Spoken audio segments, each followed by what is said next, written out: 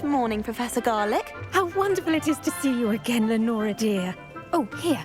You'll need these for today's class. A little treat for your auntie.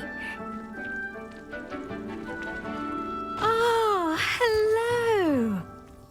Class, please welcome the newest rose in our garden. We do look forward to growing together. How thrilling it is to have everyone back together again. This year will be filled with enchantment and excitement, but the most important thing cultivated in herbology is knowledge. The prudent herbologist is no more afraid of the venomous tentacula than the bouncing bulb. Now then, today we will be acquainting ourselves with the mellifluous tuber known as the mandrake root. Accio. Let's see if we can't make our fibrous friends a bit more comfortable, shall we?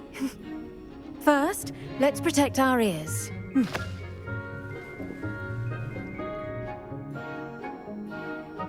Now, everyone, grip their mandrake by the tendrils and give it a firm tug.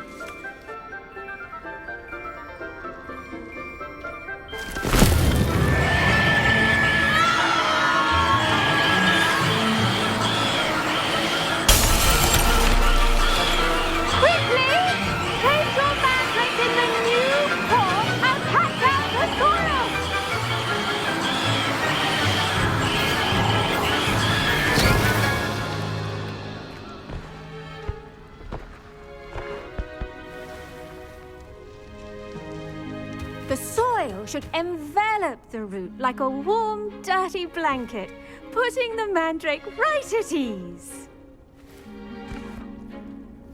Reparo! I'm very sorry about that. Yours was a bit mature, I'm afraid. All right then, off you go. Splendid work, everyone. Now, for our next task, we'll be planting dittany at our potting tables. You can all get started. I need to have a brief word with our new student.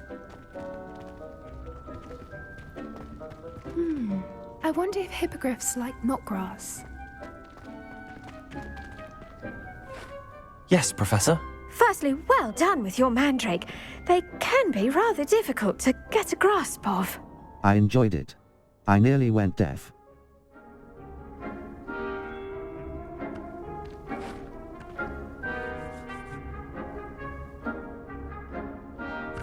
I enjoyed it. I nearly went deaf. I enjoyed it. Actually, I enjoyed it. I couldn't help but catch your enthusiasm. How kind of you. It seems you're already taking to herbology like a mandrake to fresh soil. Now, as I mentioned, next we'll be planting dittany. Let us find you some seeds. I already have some, Professor. Picked them up in Hogsmeade. You visited the Magic Neep. Wonderful. A prepared student is bound to bloom. I've arranged for you to have your own potting table here in the classroom. Wasn't easy to spare one on such late notice. Plant the seeds there now, and you can return to harvest them later. Even with soil, sunlight, and a bit of magic, they will take time to grow.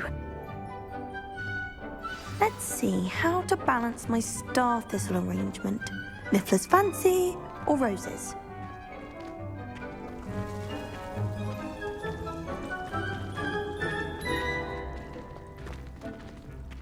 Dittany's restorative properties make it a vital ingredient Potting in table. potion. Small As you also planter, learned from dittany. Professor Sharp's class. The leaves of this medicinal herb are used in Wiggenweld potion.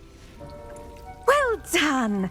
Once it can be harvested, your dittany will be ready to use in Wiggenweld potion. I'll let Professor Sharp tell you about that. Now, what say we branch out? Introduce you to a different sort of flora, the Chinese chomping cabbage. You'll find that some plants are better suited to uses outside of a cauldron. The cabbages do get tasty without something to chew. Fortunately, I have a dummy for them to gnaw on. Be a dear and let them have a good chomping.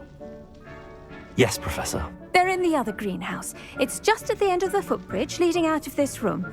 Your classmate, Mr. Pruitt, has kindly offered to accompany you. Come back and see me when you're finished. Oh, and mind your fingers. They do bite.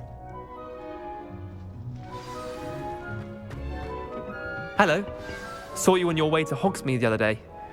Nice to meet you. I'm Leander. I'll be showing you the Chinese chomping cabbage. Nice work in Defense Against the Dark Arts, by the way. Excuse me? Your duel with Sebastian. And he's good. Thinks he's really good. But you outright slaughtered him. It was brilliant. Oh. Well, thank you. I nearly put Sebastian in his place myself. I mean, I would have, if Hecate hadn't stopped me. Didn't she stop that dragon skull from crushing you? Typical Slytherin trick, dropping a dragon skull on someone during a fight. Here we are, home of the Chinese chomping cabbage. Go on. Now, see that dummy? Just toss the cabbages at it, and they'll do the rest.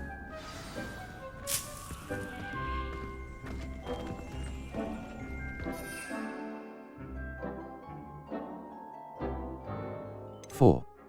Chinese chomping.